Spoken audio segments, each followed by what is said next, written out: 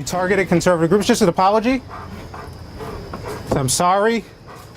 I used my position as a government official to try to crack down on political dissent.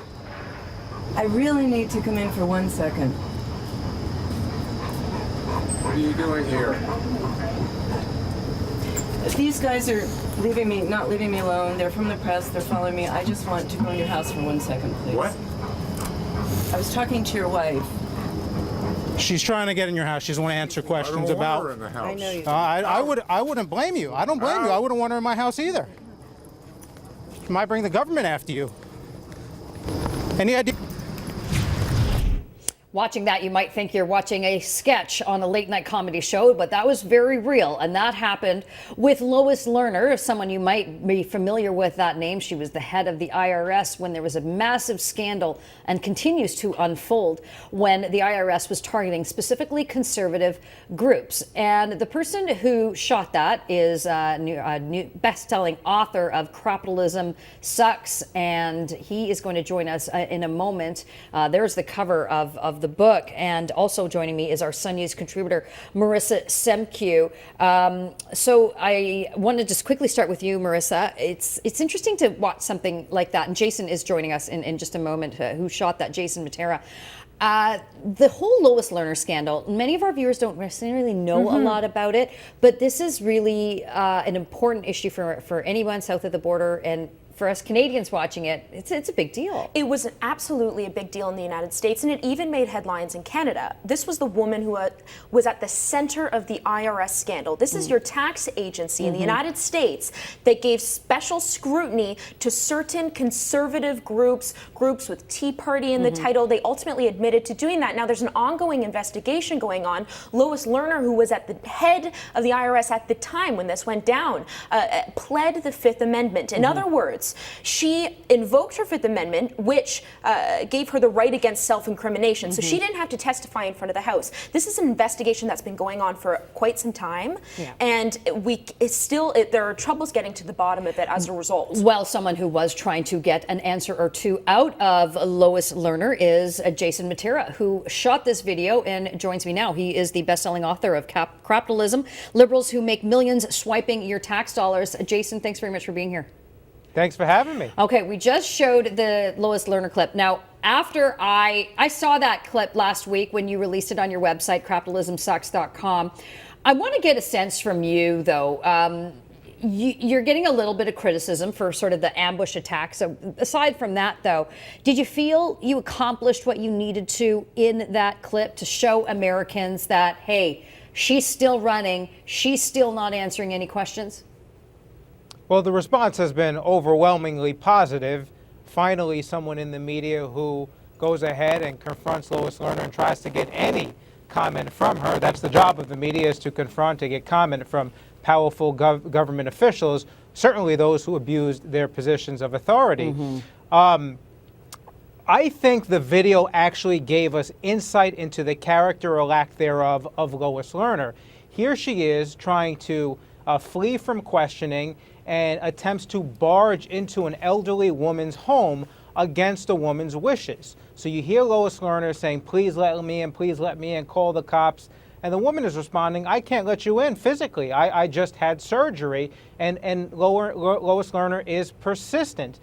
She's harassing this woman and trying to inflict her desires against the woman's wishes, which is exactly what she did on a much larger scale and a more intrusive scale while she was leading the nonprofit division at the IRS. Well, you know, it's interesting you mentioned that, because right before you joined us, I sort of said it's not a comedy sketch that you could potentially see on the late night shows, but the husband of the owner, the homeowner, I mean, frankly, Jason, you couldn't have scripted that any better. I mean, it was such a raw, visceral, honest and candid reaction to her. And of course, you're in a very Tony place, and esteemed houses, and it's perfectly manicured lawns. My colleague Marissa Semkiw from Sun News is with me. She wants to throw a question at you too, Jason. Go ahead. You know, I have to applaud you. You're incredibly fearless. I've been in a position where I've tempted to ask certain politicians that are not as forthcoming as most in the United States, similar sort of situation in Canada. And I got to say, I can be fearful at times, but I applaud you for chasing this woman down the street because, as you know, she has completely refused to answer questions with the exception of the so-called missing emails. But there are a lot of people that are saying you've now painted her as sort of a sympathetic character. How would you respond to that? Well, again, the response has been overwhelmingly positive. There are a few naysayers here and there who want to take a contrarian view. But listen, most people think that Lois Lerner should be behind bars. She doesn't come across sympathetic. Sympathetic people and innocent people don't flee from cameras, don't flee from media, don't plead the fifth. Twice she pled the fifth.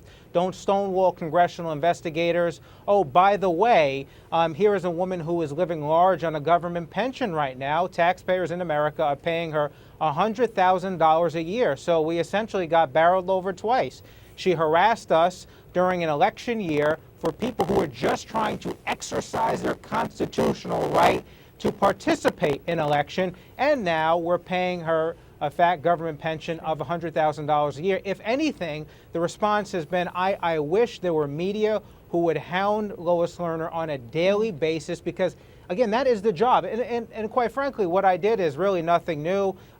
In terms of media history, you have local beat reporters all the time who are trying to chase down corrupt bureaucrats or go after politicians or shady business owners. I think when you're dealing with despicable individuals, and Lois Lerner fits that character, who are evading media and public scrutiny, sometimes you can only catch them on these on-the-street, unscheduled encounters. And that's what I totally agree with you, Jason, because she did this sit-down interview with Politico. She tries to fashion herself to be the victim. She was the one that claims she did nothing wrong. Yet all of a sudden, by magic, the emails have been deleted. And I mean, it doesn't take into consideration the lives of the individuals whom she single-handedly ruined.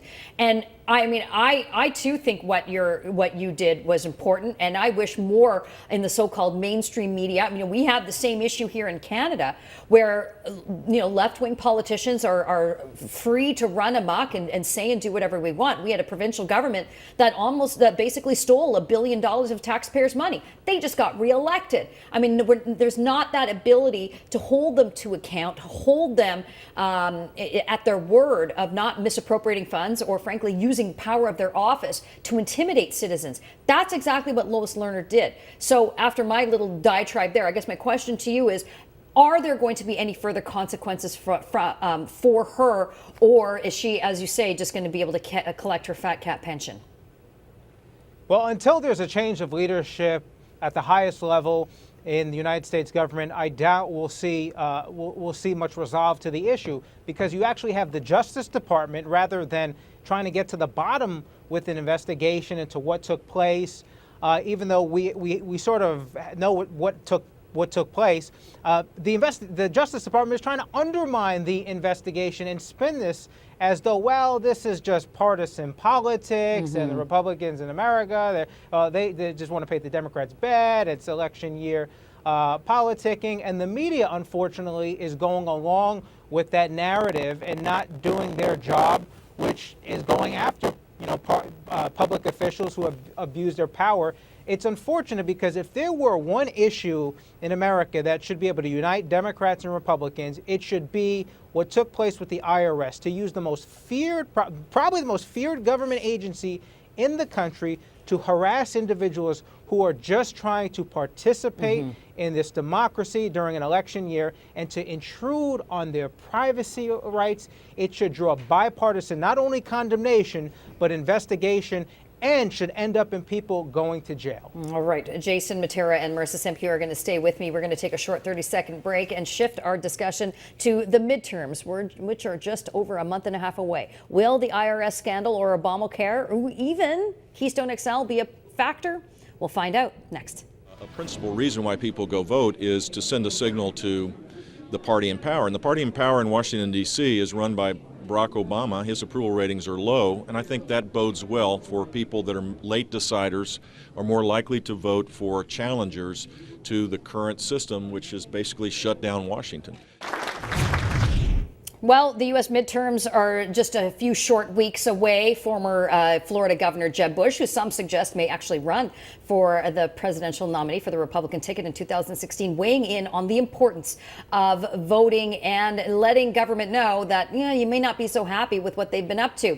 Marissa Semke is our Sun News contributor, is with me here in our Toronto studio, and joining us from New York is the best-selling author of Crapitalism, Liberals Who Make Millions Swiping Your Tax Dollars. There's the cover of it there if you want to get a copy of it. It's a terrific read. Jason Mattera is the author.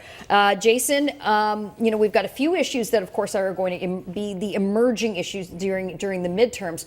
Obviously, we have this global crisis with fighting terrorism, fighting these SOBs, ISIS. But as you and I both know, most people vote domestically and with their pocketbook and with their wallet, and that's really what speaks to what's happening in the United States right now. And I bring that up because another, shall we say, confrontation you had recently was with two U.S. Democratic senators, one from an Alaska governor and one from Arkansas. They are touting Obamacare, but you proved that, again, Obamacare hasn't been the panacea that the president said it would be. It's costing taxpayers more. Is this going to be a deciding factor if the Republicans get the Senate? The Republicans should focus on this issue like a laser beam from now until the midterm elections, which are 3 weeks away. You're absolutely right that people are seeing their premiums skyrocket. In fact, even the left-wing Politico said the October surprise could be not some sort of dirty trick, but could be rising premiums in many of these key swing states. The two senators I confronted had told constituents very clearly, as did the Democrat Party in general, that if we pass Obamacare, two things will happen for sure. Your premiums will go down, and if you like your existing coverage, don't worry, your coverage won't be disrupted. Well, the exact opposite has happened, and Obamacare has turned out to be a national enema to American voters. So the media doesn't want to hold these people accountable. So when I confronted both of these individuals and said, hey, listen, why should voters ever trust you again? And I think that is a fair question. You said one thing, the exact opposite happened. They scurry like roaches and rodents to the elevator because they don't want to answer these tough questions. Why they gave, it's one of the reasons why I even wrote the book, Crapitalism, is to point out that while all these usually left-wingers in America who are constantly talking about how they're looking out for the little guy and standing up to economic and civil liberties, at every turn they get, they trample all over the little guy. And what better example than Obamacare, which was a crony giveaway to the drug and insurance companies who now have a mandated batch of new customers. Well, and we can even point to another type of crony capitalism, and of course you are familiar with it, Jason, and that's Solyndra. And that was all the left-wing Democratic, multimillionaires making a lot of money at taxpayers' expense. And of course, there's other issues. I mean, you confronted Nancy Pelosi, the former speaker, and her issue, her trying to get subway funding in San Francisco. Harry Reid. The list goes on and on and on. But Marissa, I want to pivot to another aspect of the midterms that are important to us here north of the border. And specifically, I'm talking about Keystone XL. We know that there are some Democrats that are vulnerable, that have sort of bucked the trend from the Democratic, sort of the green, so-called green agenda, and said, look, this is jobs for my community. This is good for my for my area. And if we want to be energy independent, let's get this done. How do you see Keystone playing up in the midterms? I think that in the weeks to come, there are about 3 weeks until the midterm election, Keystone will not be as big of an issue as we'd like it to be here in Canada. I think it'll be a big issue in Louisiana because it'll be being shipped through there. But I think it'll play more of a role after the midterm election. As we know, under Obama's leadership, he will lose the Senate. It's well expected that President Obama, under his leadership, the Democrats will lose the Senate and Republicans will seize control of both houses of Congress. That puts them in a unique position to be able to lead and sort of address some of these more bipartisan issues like Keystone Pipeline, like repealing some of the more onerous Obamacare mandates. If they can do that, that puts them in a good position heading into the 2016 election. And that's when I think Keystone will play more of a role. What I think will happen is once the Republicans seize control of the Senate, they now control the Congress. What they'll do is they'll probably try to pass a spending bill that they'll insert Keystone XL into a spending bill or some other bill that will put Obama in a difficult position because he'll be reluctant to veto it. Okay, so that's important. Jason, we only have a few short seconds left with you. Why don't you throw out your website if our viewers want to take a look at some of the other pretty incredible videos that you've put out there? Sure. The website is crapitalismsucks.com, crapitalismsucks.com. Sure they'll remember that one. And there's a ton of free videos. In fact, we're doing a lot of giveaway offers right now within the next 24 hours. All right. Big thank you to you, Jason Mattera, the author of, there it is, Crapitalism Sucks.